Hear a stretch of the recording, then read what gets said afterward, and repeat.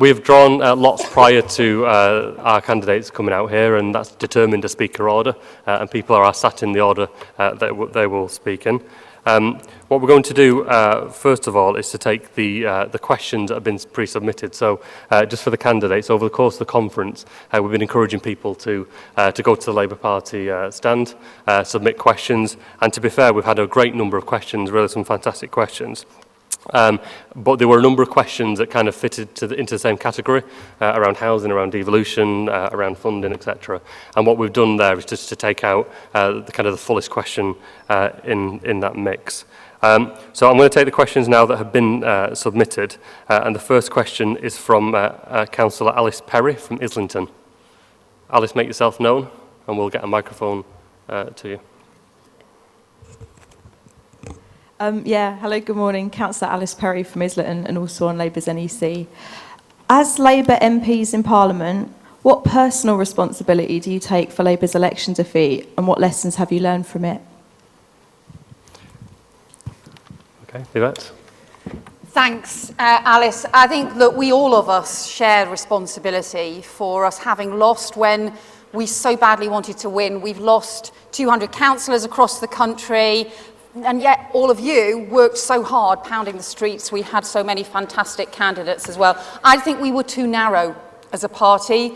We need to reach out, and that doesn't mean moving our narrow party a bit to the left or moving our narrow party a bit to the right, because that won't work. We've got to reach out. We've got to win back votes from the Tories, from UKIP, from the SNP. We can't carry on with this myth that somehow the UKIP only took votes from the Tories. We know they didn't. They also took votes from Labour. But we also know that we didn't reach out enough to meet people's ambitions for the future, for their kids. And in the end, the Tories, I think, were able to run a campaign that was based on fear and on division and blame, but we didn't have enough optimism to be able to beat them in that game. That's what we need for the future, an ambitious vision for the future, but also to be able to reach out in all directions, not to rerun the elections of the past, but have that vision for 2020 and beyond.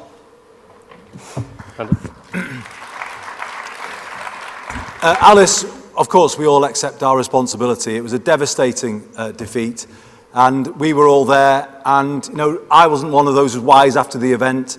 I think Ed did a great job bringing us from government through opposition and held us together. Sadly, we didn't have enough at the final analysis. What lessons do I learn? The big lesson is, for me, knocking on those doors, is that this party of ours has lost its emotional connection with millions of people in this country. Not just here, not just in the Midlands and the South, but obviously in Scotland as well. We cannot keep knocking on those doors and hear people say, there's no point, you're all the same. Or, my dad did, my granddad did, but I'm not there for Labour anymore. The big lesson is we have got to act on that and put this party of ours back in touch with ordinary people. We cannot go into this referendum on Europe in the state that we're currently in. We need big changes to the Labour Party to put us back in touch with the public, and that is what I offer as leader of the Labour Party. Okay. Yesterday I was with some of our councillors in Medway, those towns that we held from 97 to 2010, but now we've been wiped out. And they said to me, look, people who are on the bedroom tax or the minimum wage or have been hit by the bedroom tax on the minimum wage or were on 0 hours contracts, we had something to say to them. But they told me, for too many people in those seats, we didn't have anything to say. If they ran their own small business, if they owned their own home, and if they weren't on the minimum wage. So we've got to have an offer that is broad. We care passionately about the most vulnerable, but we have to offer something for the whole country because we want to govern for the whole country. And we've always won, whether it's in 1945, 1964 or 1997, when we've been about the future and had policies for the world as it is and it will be, not as we wish it would be. And ultimately, if people don't trust us with their money or on the economy, we won't get a hearing for anything else. That's what they told me in Medway yesterday, and that's what we've got to do to change and win in 2020. Like everyone here, I was devastated by the election result, although it was almost a parallel universe with a huge swing to Labour in my part of London and a very engaged and very large Labour Party in that area as well. I think we lost for a number of reasons. One is we didn't excite people, we didn't inspire people enough, and if they look down the line, an economic strategy we were about to follow in government, which would have meant a lot more devastating cuts, particularly to local government services over the next 5 years. I think we've got to be quite clear that we've got to break the austerity mould and got to break the idea that you cut your way to prosperity. You simply don't. You have to expand the economy, and particularly by investing in new services and new industries. I spent quite a bit of time in other constituencies, but I'll give you one quick point. I was in Thanet with Will Scobie, our candidate there, and we were canvassing on a very poor, quite badly run estate. Most of the people there either didn't want to know, depressed, some were voting UKIP. A community Labour Party, community social movement, strong social movement will bring all those people back to us. That's, I think, the task for us in opposition now, is to build the Labour Party into the social movement it was founded to be. Thank you. Okay, the next question is from Elisa Fleming from Croydon.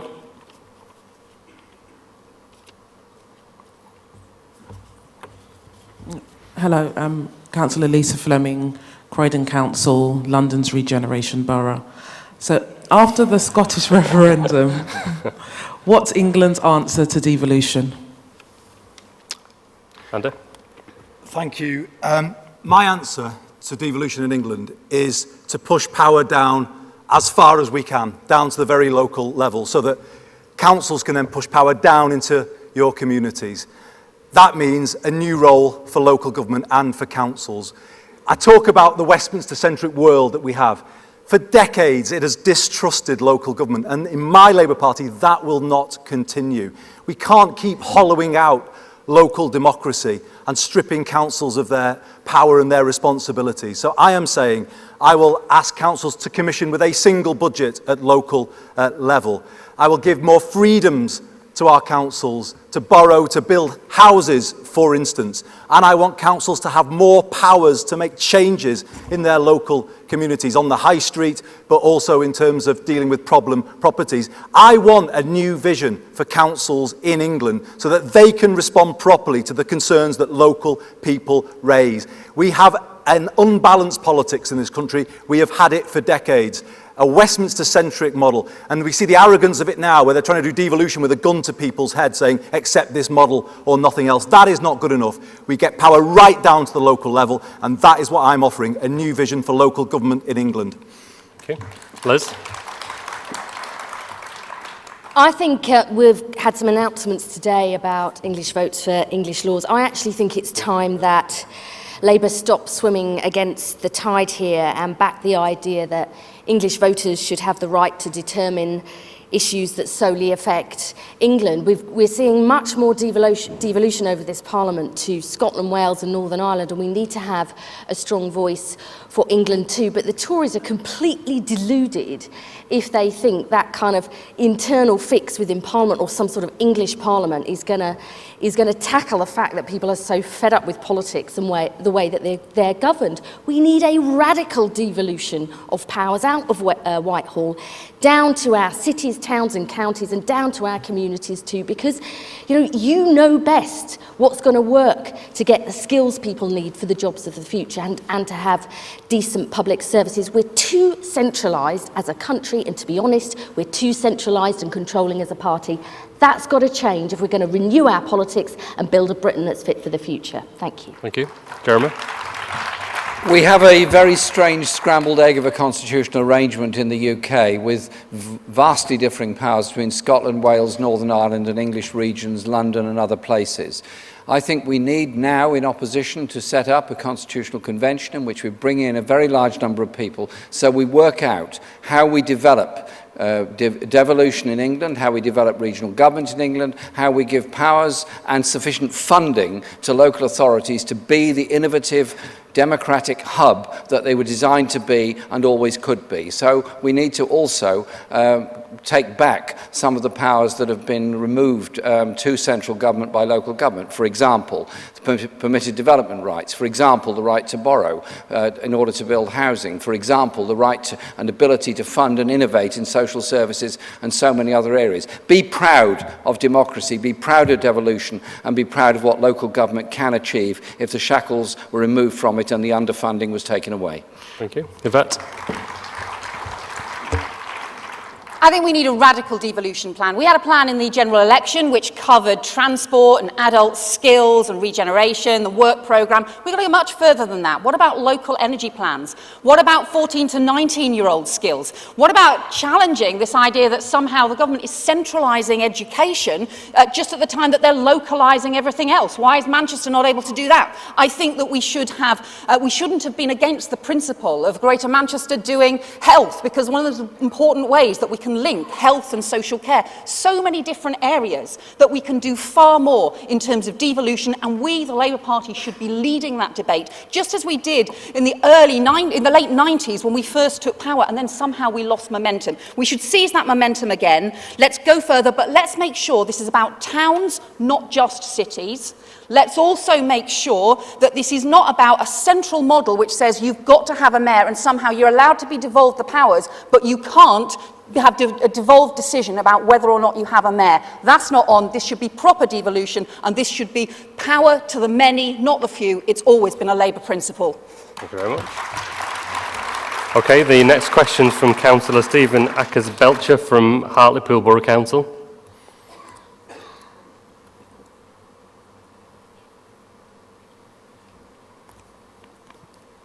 Thank you. What commitment are you able to give to address the current government grant regime that has hardest hit the most deprived communities, and what would you do to change it to safeguard local government services? Thank you, Liz. I think it's been morally reprehensible and economically illiterate to make the biggest cuts in the areas with the greatest needs. You know, if you're not providing the funding to help children who are stuck in care, that's going to build up bigger problems for the longer term. If you're going to slash social care funding and more elderly people end up in hospital, that costs more to the taxpayer. And if you don't help build the homes we need in future, you're going to see ever-increasing housing benefit. And to be honest, I don't think we did enough to attack and challenge the Tories on this, on their politically motivated cuts that hit the areas with the greatest needs most. I want to see a fair funding formula based on need. You know, the Tories say you're now responsible for all these decisions, but don't give you the funding to actually back it. And I want to see much greater fiscal devolution. It's much more than just giving skills, the work programme and all of that. We need a new model of fiscal devolution. Why not far more power over business rates? You know, so that if councils are growing their economy, they can keep more of the money and invest it in the future. That's the model we need in future, not what the Tories have done. Thank you, Jeremy. What the Tories have done is beyond reprehensible. It's just disgusting, the way in which essentially the poorest and most deprived parts of the UK have been hit the hardest. We already have the most centralised form of local government anywhere in Europe. We already have the greatest income gap of any country in Europe between the poorest and the wealthiest regions of Britain, and local government is trying to cope with those problems. So we need a much fairer funding formula for local government that does reflect the poverty, the needs and desperation of many of those communities. But we also need to recognise that if you just devolve business rate powers, for example, that doesn't necessarily end the level of inequality, because some areas will do very well out of business rates. London, for example, other parts will do less well out of it. So there has to be a role for central government in sharing it out and being fairer. We also need to allow local government to innovate much more, as German local government can, involve themselves in local industries, involve themselves in local businesses, involve themselves in local economic regeneration, make local government the heart of development of our communities rather than just an agent of central government. I believe very strongly in the democracy of local government and what it can achieve in our society. Thank you. Yvette? Yeah, it is outrageous, isn't it, what the Tories have done? The idea that you could have funding cuts per head of about £20 per head in the wealthiest parts of the country and over £300 per head in the poorest parts of the country. That is what Tories do. But it's not what Labour does, and we should have a much fairer funding plan. You know, it's always hard to make sure that you can get a plan that works with funding formulas, but it can be done. We shouldn't shy away from it. We should make sure that it's fair. Actually, we would have to do it for policing as well as for local council funding. And also to recognise, though, this is not just about what the formula is around the country. It's also about really scrutinising and holding to account George Osborne and the government for the decisions that they are likely to announce in the budget next week, which I know many people are deeply concerned about, especially the impact that it's likely to have on social care. But the big challenge to them is the scale of the cuts they're planning and the roller coaster pattern that they've set out. The OECD have said that's also going to hit growth, so it's going to be counterproductive in the long term. So we've got to be ready to challenge them next week, because too often they just nationalise decisions, but they localise blame, and we mustn't let them get away with it. Thank you. Andy? I know there are people in this room who have had to take decisions in recent months that quite honestly will have made you wince and made you feel, how on earth are you going to make this work, where some of the most vulnerable people in our communities are the biggest losers. And I, if I'm honest, don't think we have done enough to support you at a national level in putting the blame where it lies, at the door of this government. I have done what I can to argue that cuts to social care, not just wrong in principle, actually pile pressure on the NHS, and I will continue to do that. I will always call for a funding formula, not just in local government, but health too, based on need and deprivation, so that funding is available where it is most needed. But the last thing I would say is this: I put out a plan today, a new future for local government in England. It's not just about the handouts, it's about more freedom for you to do things at local level to change your community, building a new school without going to Westminster for permission, building new houses the same. That has got to be the future for local government in England that we want, where we trust our councils and our councillors to get on and make the changes in their communities without always having to go for permission to Westminster. Thank you. The next question is from Councillor Sharon Taylor from Stevenage. Get the microphone just here.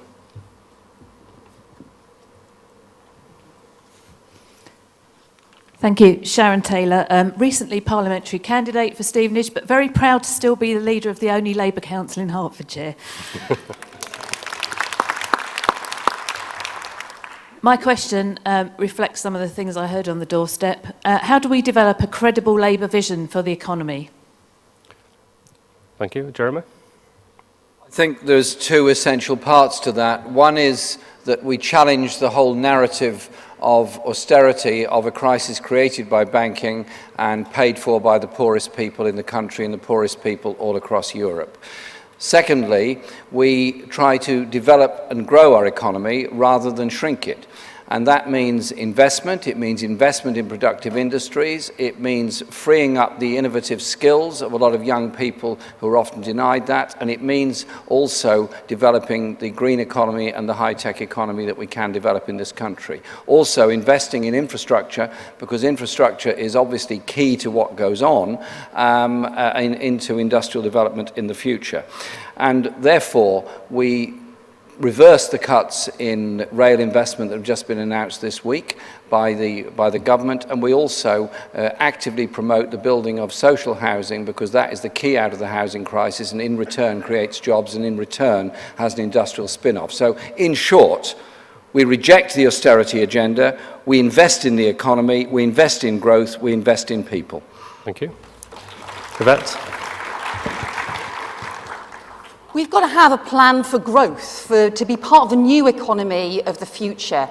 And that means working with business as well, which obviously many of you do every day in your communities. We too often, I think, looked as though we didn't want to work with business and we were pushing them away, and we have to create the high-tech jobs of the future. We've got to have much more investment in science and technology and R&D. I said we should have a target for 3% of our national income to be going into science. That in itself is likely to create over 2 million more high-tech manufacturing jobs, so that we have, again, as we did in the 60s, not just a white heat of technology, but a kind of white light of technology for those new jobs, but also the vocational training and opportunities, so everybody can be part of that. We've got to make sure the debt and the deficit come down. We can't just wish them away. We've got to be responsible. You can do that in a balanced way, but also in a very rigorous and responsible way. But we should also challenge the myths that somehow there were Labour public spending problems in the past that made us too weak to cope with the recession and the financial crisis, or even that they caused the financial crisis. They were Tory myths. We should take them on, but also have our own Labour ambitious, credible vision for the future. Thank you. Andy? You may as well go back to Alice's question. I think our biggest failure in the last 5 years was to both defend and explain Labour's economic record when we were in government. We let the Labour's millstone be hung around our necks. We ran a strong economy for 10 years, between 97 and 2007. We did fix the roof when the sun was shining, the roofs of those schools and those hospitals where water was coming through. But I don't think we win back trust if we just say we got everything right and we did nothing wrong. Honestly, don't think that's what the public will buy.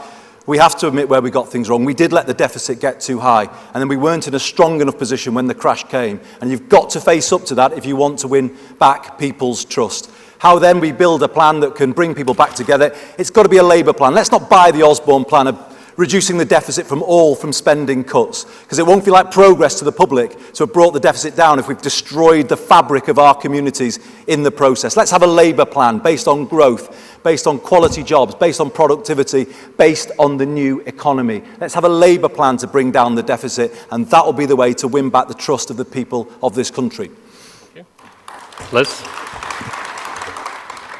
I don't agree with Jeremy that we should sort of ape the Syriza or Podemos anti-austerity movement. I think we'll be out of power for more than a decade if we do that. We do need a credible plan for jobs and growth, and that is a huge part where you come in, because I believe our cities, towns and counties are going to drive that national renewal. But we need more than that, Yvette was rightly saying we need a credible plan for jobs and growth. But let's be honest, unless we are trusted on the public finances and getting the deficit and the debt down, people will not give us a hearing for the broader things we all want to do. You know, we want to back great businesses and champion more jobs, because that's how we get the investment in the public services we all want to see. But we're going to have to face head on the issues of welfare reform. You know, I don't want to see £30 billion of taxpayers' money being spent on tax credits, subsidising low-pay employers. We've got to have a living wage society. And I don't want to see £27 billion going on housing benefit. I want that money going into investment in home and building new homes. We are going to have to rethink what we do. If we simply make the same case as we've been making over the last 5 years, we will lose again. We've got to be bold and change. Okay, thank you. So the next question is from Councillor Simon Hennig from County Durham. This microphone just on the front row here, please. Hello, Simon Hennig, also Chair of the LGA Labour Group and Chair of the ALC. Labour councillors are the backbone of the party on the ground, at the heart of communities across the country.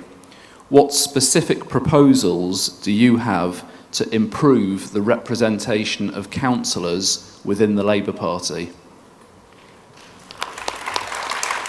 Okay, thank you. Yvette?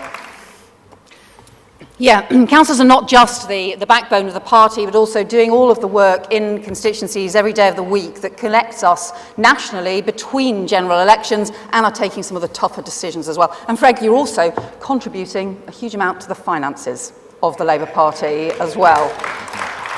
So I think there are three things that I would do. I think, first of all, you need a much stronger voice and more representation on the NEC. Secondly, I think that we need a proper standing committee of the shadow cabinet that should include the representatives that you want from local government across the country, towns and cities, rural areas, north, south, and shadow cabinet members to meet regularly, to actually develop the policy of the party. And the third is, I think we should also be recognising your role, challenging this pickles idea that somehow you are just doing a part-time hobby by being councillors when you are often doing full-time jobs with huge responsibility, taking huge decisions, and we should immediately argue to lift the ban on councillors' pensions as well. Simon, I think one of the big failings of our time in government was that we just didn't listen to our councillors. We stopped listening to our councillors. Almost we treated Labour local government like the trade unions as embarrassing kind of relatives from the past that we didn't want to have much to do with, and that can't ever be repeated. The product of that was a failure, for instance, to build more council housing. If we'd been listening to you when we were in government, we would have done that and we wouldn't have a housing crisis of the scale that we've now got. We need more respect for councillors and more recognition within our party structures. We need more training and support for councillors.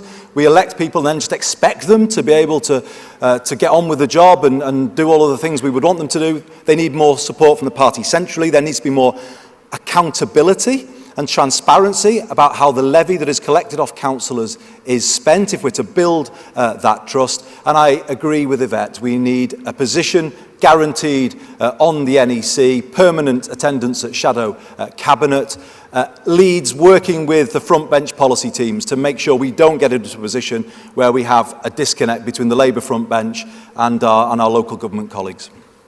Thank you. Liz? It's great, Jim's on the NEC, but it doesn't make sense to me that we have just, one representative from our great councils there.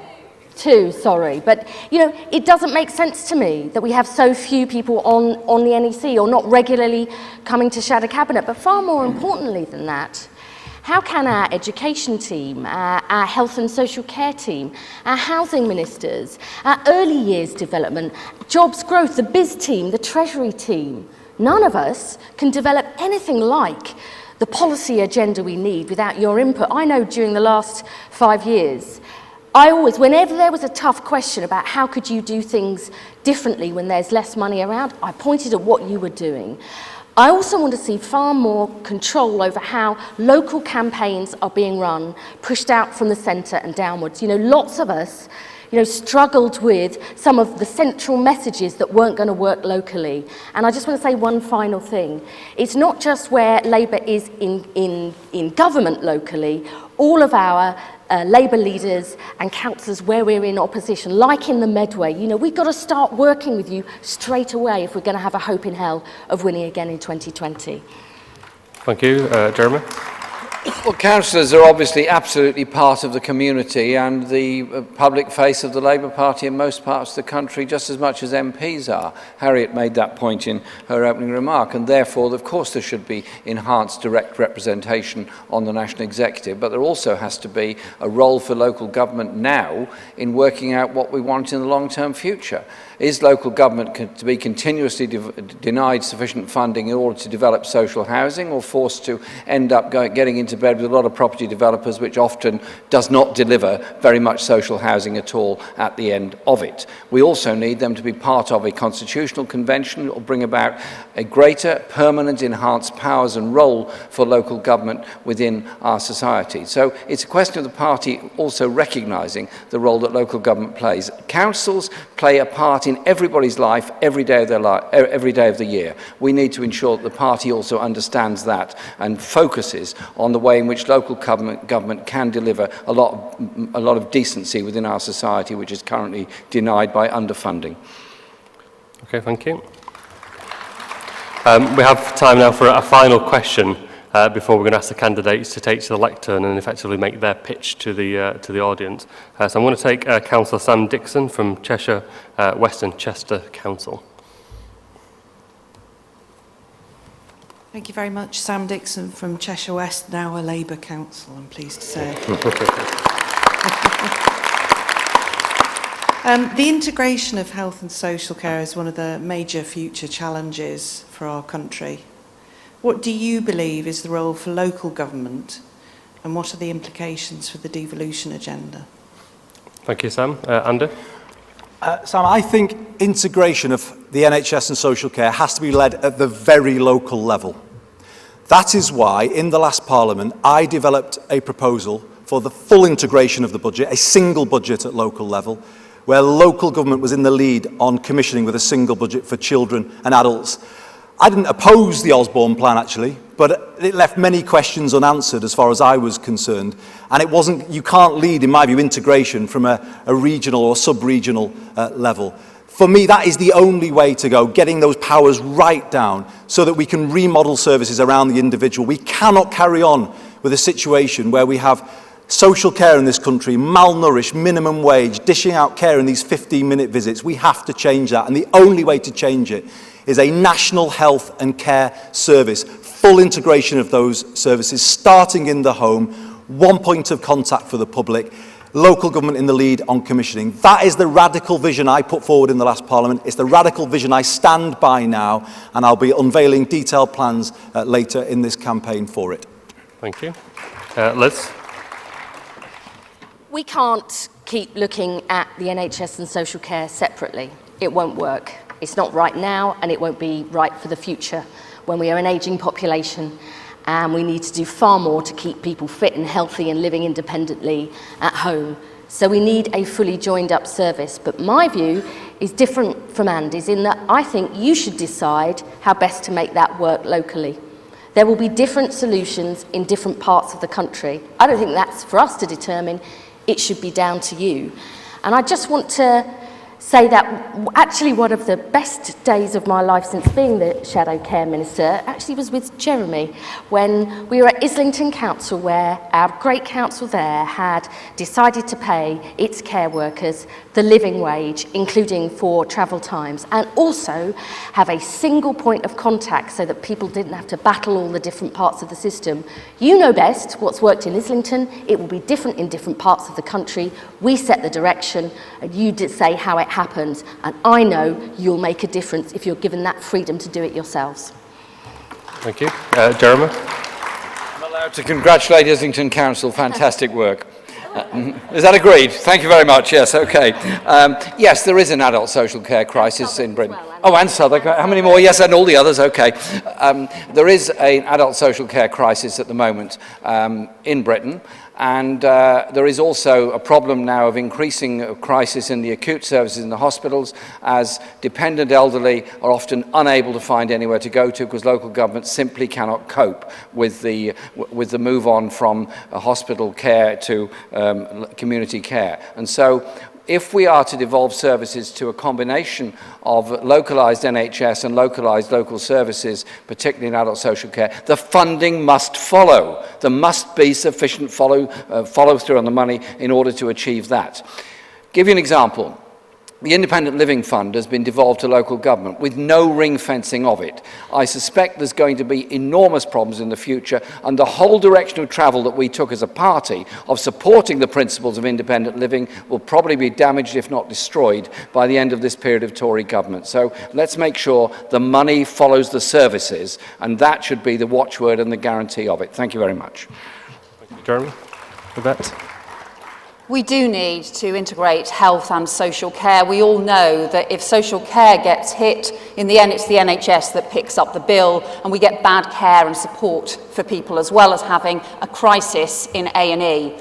I think when we looked at this last time when we were in government, I think unfortunately progress was held up by having grand plans that ended up being so expensive that nobody could fund them, and so we didn't make the progress that we needed at all. And at a time when the debt and the deficit need to come down, and we've all said that they need to, that means we have to make sure that we've got a plan that we can fund as well. And that's why I think we can make progress by taking steps forward at local level towards a vision. Be clear of the kind of vision we want to move towards, but also make sure that within different areas we can make that progress by starting to integrate that health and social care now at local level, with local government playing a crucial role in how we make that happen. But in the end, it's got to be about the individual patients, and it's got to be about the individuals who need that care. And if we design it around a kind of grand plan rather than around those individuals, we won't get them the care that they need.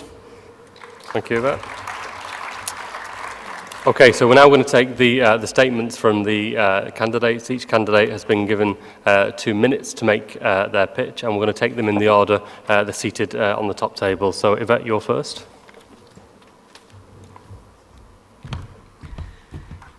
Thank you. On polling day in Normanton, my constituency, when we were knocking up, a woman came up to me asking for help with her bedroom tax arrears, and she was in tears as she told me about it. And I said to her, look, go and vote. You must vote today. And she did. She voted Labour. She voted to get rid of the bedroom tax. But we lost. The bedroom tax is still in place. And I feel like we let her down. We cannot do that again. Because we won in Normanton, but we lost in Nuneaton. We lost many of your councillors who we really wanted to win. And we know that opposition sucks. because we want to change our communities, we want to change the country, we want to change the world. And we can only do that if we win. And that's why we need a leader who can reach out all across the country. I was born in Scotland, brought up in England. My family are from the northern coalfields. I went to a comprehensive school in Hampshire. My first job was as rural as it gets. I was working on a farm, but my kids now go to school in the biggest and most diverse city in Europe. And I love the diversity of our country. But I know we need a leader who can be just as at home in the business boardroom, in the working men's clubs, and on the school gate if we're to win so many voters back. We also need a leader who is strong enough to take the Tories on. So make sure when you vote for a leader you are confident can be a Labour Prime Minister from the start. Someone who will take David Cameron on, which frankly I would relish. Someone strong enough to change our party so that we can change the country. So we can work with business and with you to hold the high-tech jobs of the future, give you more power and say in the country, delivering power to the many, not to the few. And I'm only standing here because I've had so many opportunities because of Labour's campaign for women's equality over the centuries. Yet I worry about my daughters because the Tories are turning the clock back. And we know, David Cameron has a woman problem, so let's give him an even bigger one. Let's elect our first woman leader and our first Labour woman Prime Minister. Thank you.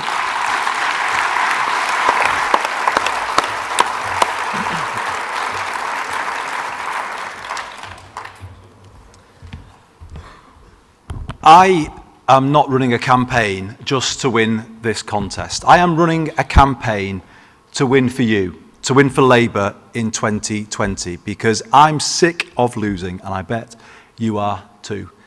If we're to do that though, if we're to win, we need to face up to the hardest truth of all. And you know this when I say it. Millions of people out there, in your community and in mine, all over the country, have lost their emotional connection with our party. They look at us and they see a Westminster elite. They don't see a party that they can relate to anymore, and we cannot carry on as we are. I will change the Labour Party. I will take Labour out of the Westminster bubble, and I will be a leader that people can relate to, whose voice can carry into all the nations and regions of our country. I will appoint a front bench that reflects the communities of our country, that speaks in a language that they can understand. And make no mistake about this, I will trust you, our councillors and our councils again, with the powers that you need to change our communities and restore people's trust in local politics. But you know, we need to do more than this, and I will do more than this. I'm going to put the pride back into this party. It's time to stop beating ourselves up. It's time to get up off the floor. This party has the best values of any. This party has the best people of any. Be proud of who we are and what we've achieved. But let's lift our sights again and help me develop a Labour vision for the 21st century, a comprehensive education system that leaves no child behind, not a market of free schools and academies.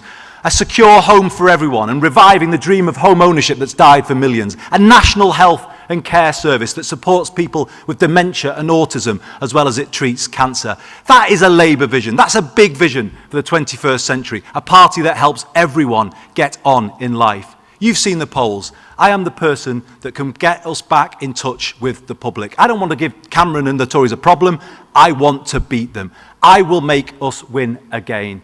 Join me, be part of this campaign, and let's get this great party of ours back where it should be. Thank you very much.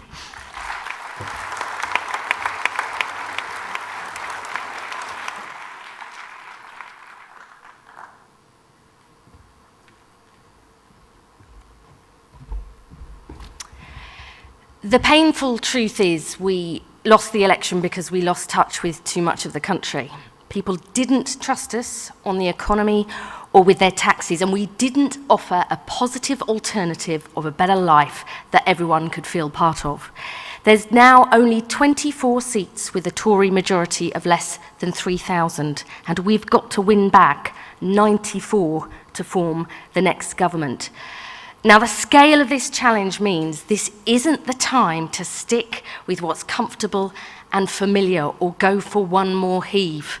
If we do that, we'll be defeated. We must turn the page and make a fresh start. And none of us who are leadership candidates can do it without you. You have got to be equal partners in our mission to win in 2020. You faced the toughest cuts of all, and you have responded with innovation, skill, determination, and real leadership. And we must learn from you, and we must back you, and we must trust you.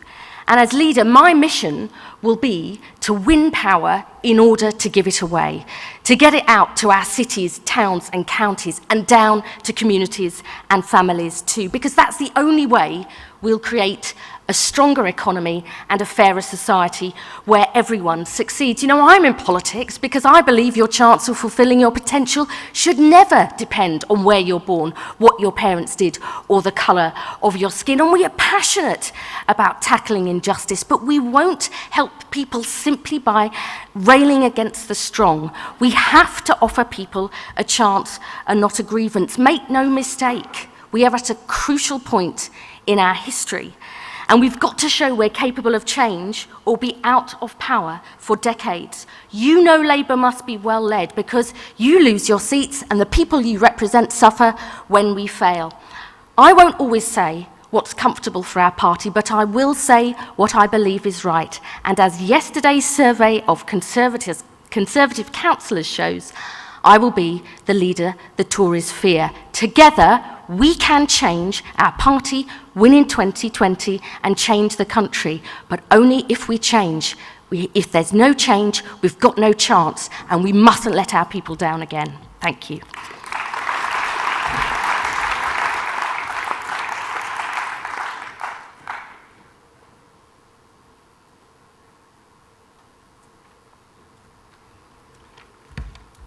Thanks very much for inviting us here today, for the questions and the discussion.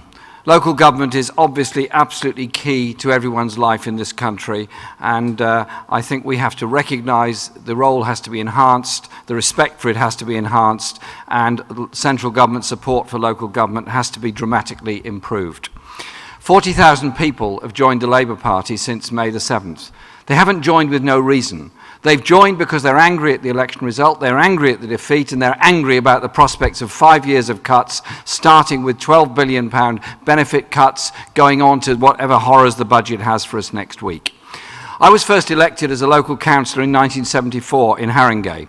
I was chair of planning, I was chair of public works, I was chair of community development, and we did some amazingly innovative things. Somebody asked me once, what regrets do you have of that period in the 1970s and 1980s, which was seen as a golden age for local government? I said, I've only got one. I didn't spend more when I could have done on building more community centres and more of the things that really did dramatically improve people's lives. Local government is being used as a way of passing on the austerity budget, of making the cuts done by somebody else on behalf of central government. I know the horrors and the pain that you're going through. So I think we need to do a couple of things. One is to establish, as I outlined earlier on, a constitutional convention on the role of local government, devolution, and national government in this country. Secondly, local government fully involved in economic generation. Thirdly, local government sufficiently funded to deal with the adult social care and the health issues. And fourthly, to deal with the housing and poverty crisis in this country. I'm proud to work with Islington Council in building new council houses. I'm proud of what we've achieved. But it's going to be taken away and sold off by the strategy of this government. Let's get together and oppose that. Let's use this period to build our party into the strong social movement so we can hold the Tories in their tracks and hopefully strong enough to defeat them in an election in 2020 and bring in all the things that we want to achieve for our people in our communities. That is the mission of Labour. Thank you very much.